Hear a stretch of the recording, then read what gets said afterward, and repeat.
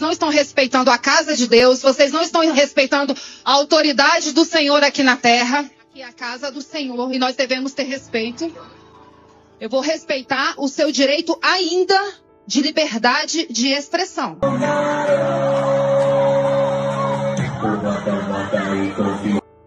Ok? Mas, por favor, nós estamos num templo santo. Por favor, amados, quando eu me converti, eu aprendi que a casa do Senhor é a extensão da nossa casa.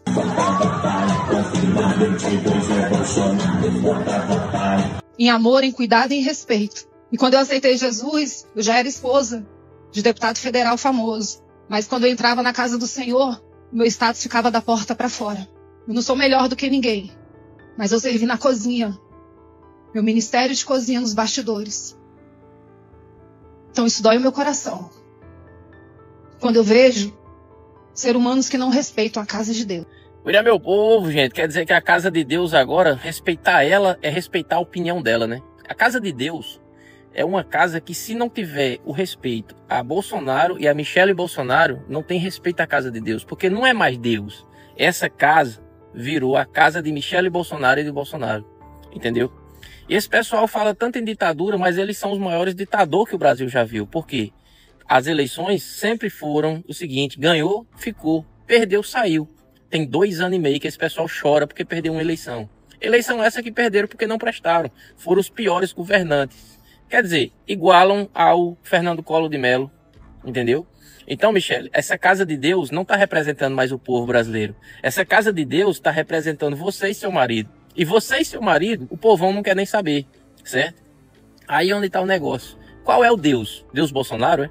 Michele, a casa de Deus, que nem você falou, respeita a casa de Deus, porque nós vivemos numa democracia. Democracia é essa que todo mundo pode falar o que quer. Mas quando a gente fala o que pensa sobre vocês, a gente não presta. Porque para vocês, só presta vocês dois. E a casa de Deus não é vocês nunca. Porque vocês não prestam. Vocês não têm, na realidade, o valor necessário para querer falar em Deus.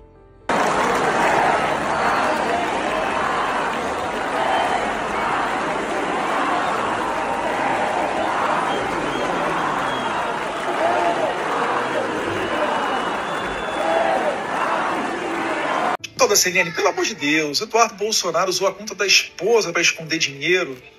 Não faça isso. Isso é me chamar de burro. Queria deixar aqui meus parabéns ao Bananex Babaca, segundo o meu padrinho Malafaia, que finalmente ele entendeu alguém que estava claramente chamando ele de burro. Porra!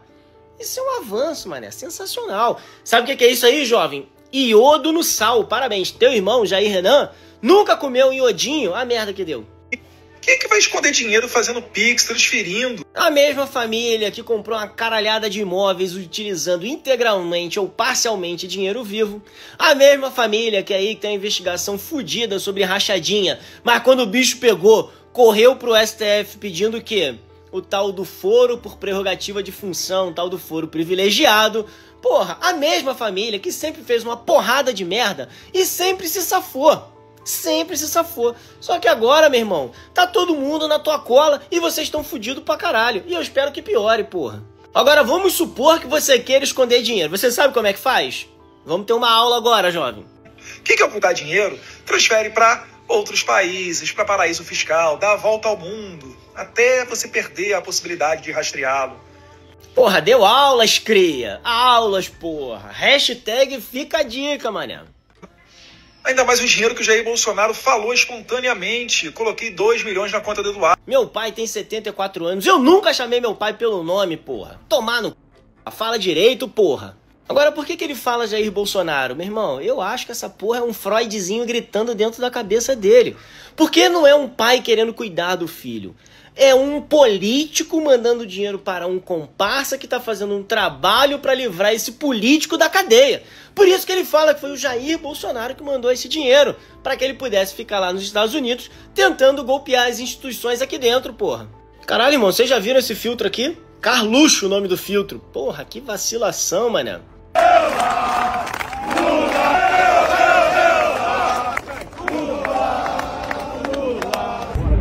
A recuperação da Petrobras para nós é a recuperação do orgulho brasileiro. Olha, começamos a semana com uma ótima notícia.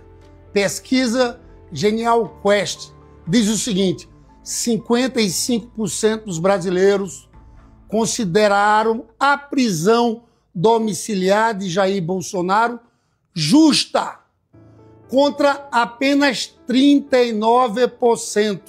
Quer dizer a você também que o ministro Alexandre de Moraes acaba de mandar para a Procuradoria-Geral da República a defesa apresentada por Bolsonaro. E agora vai ter a decisão. Vai haver prisão preventiva ou não vai haver prisão preventiva? Eu defendi a prisão preventiva. Conseguimos uma vitória muito importante agora.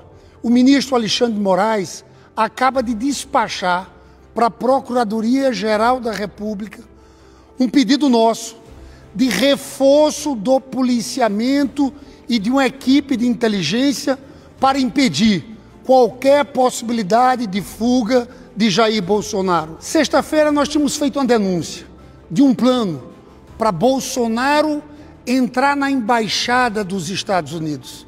Só que depois da denúncia, nós constatamos que, de fato, as vulnerabilidades eram muito grandes. Não tinha um operativo policial ali.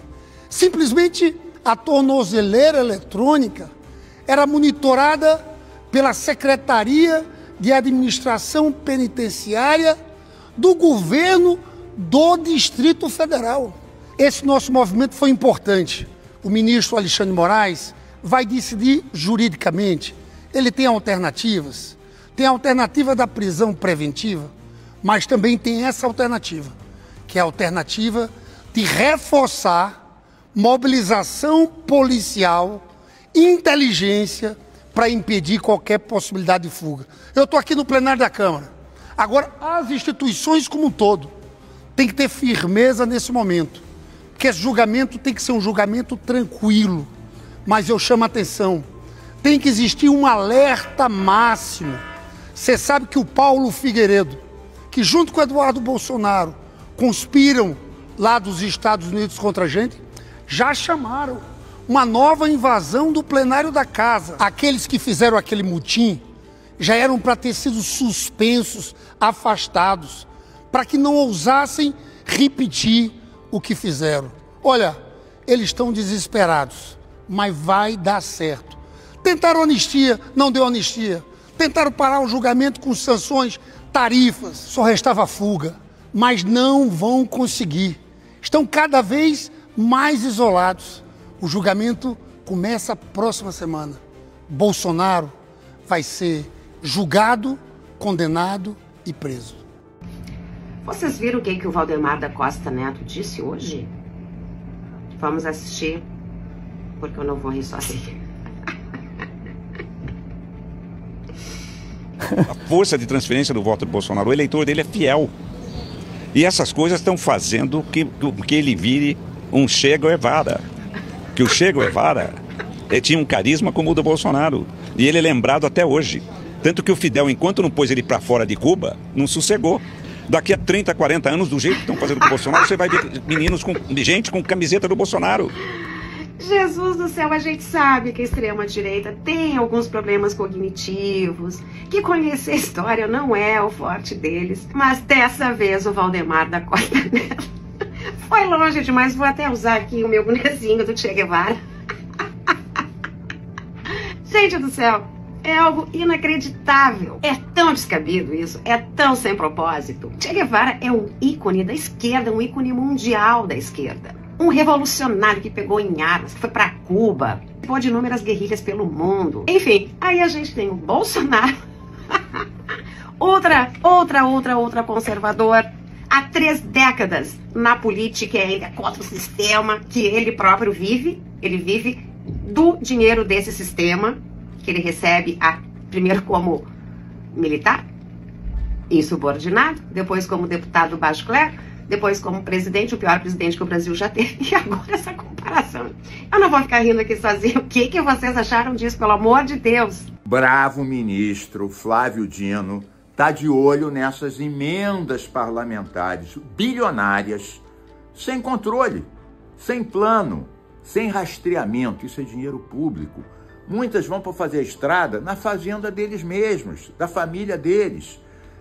Eles não querem garantir o aumento do salário mínimo, não querem garantir a isenção de imposto até R$5.000, mas não querem mexer nos super salários, nas isenções bilionárias das empresas e muito menos nas emendas deles, que hoje em dia é um recorde. Nenhum país do mundo tem esse percentual tão elevado. E o Flávio Dino está de olho, por isso que eles não gostam do Flávio Dino. Ele quer saber qual é o plano de trabalho, o que vai ser feito, se foi aprovado num ministério, se foi aprovado numa secretaria, se aquilo vai servir para uma política de planejamento, para a educação, para a saúde, para a segurança, ou é apenas para irrigar os seus redutos eleitorais. Flávio Dino, dê duro nesse pessoal. Nós estamos com você.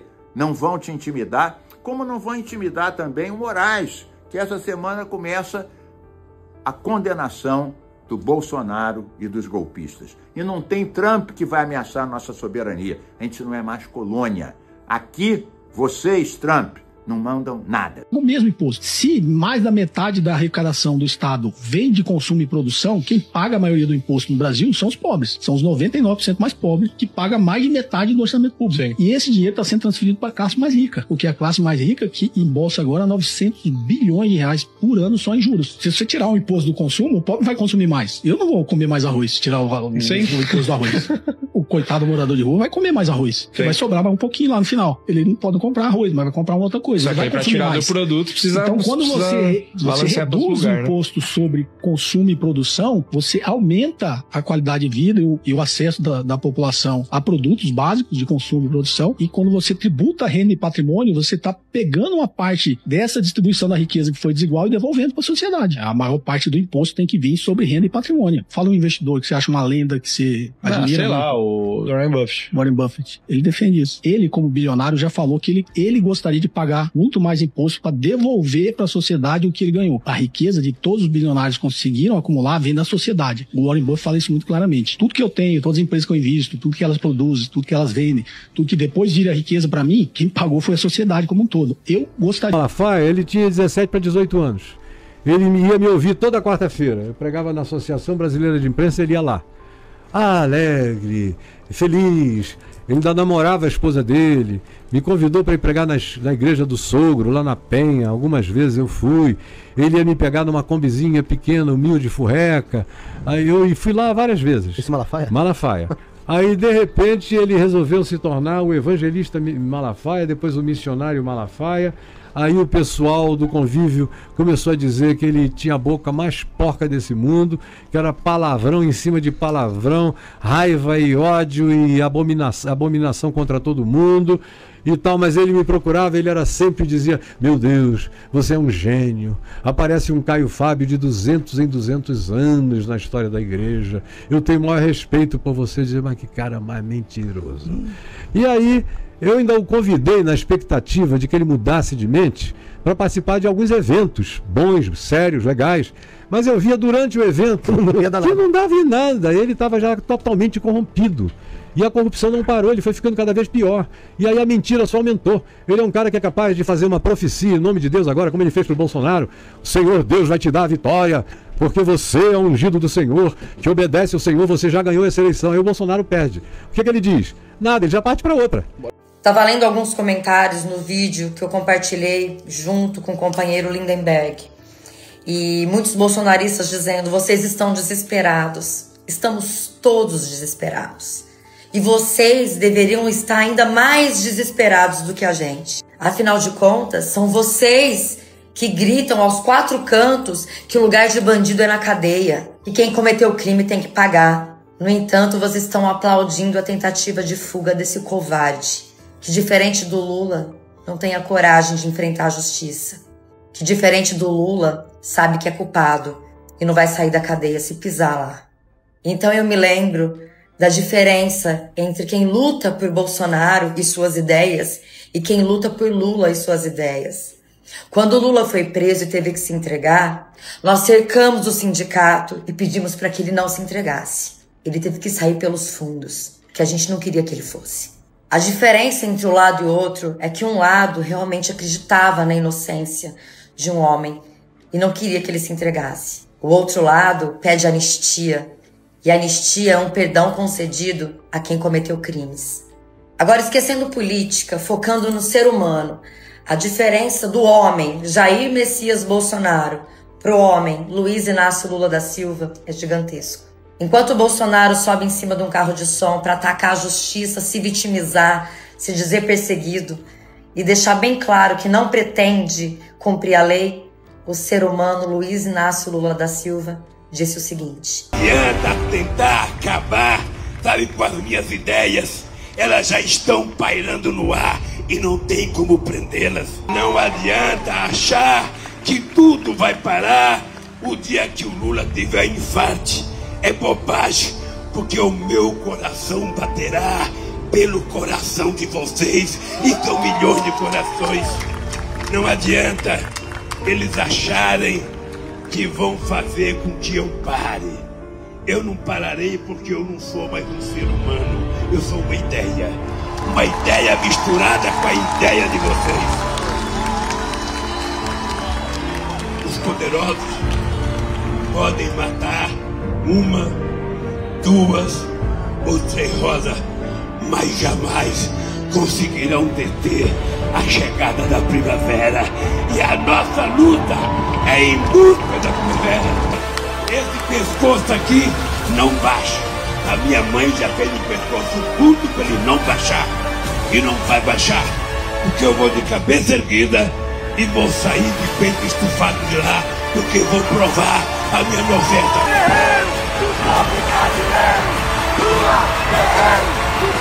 E você, o que achou? Deixe sua opinião nos comentários, curta o vídeo e até a próxima.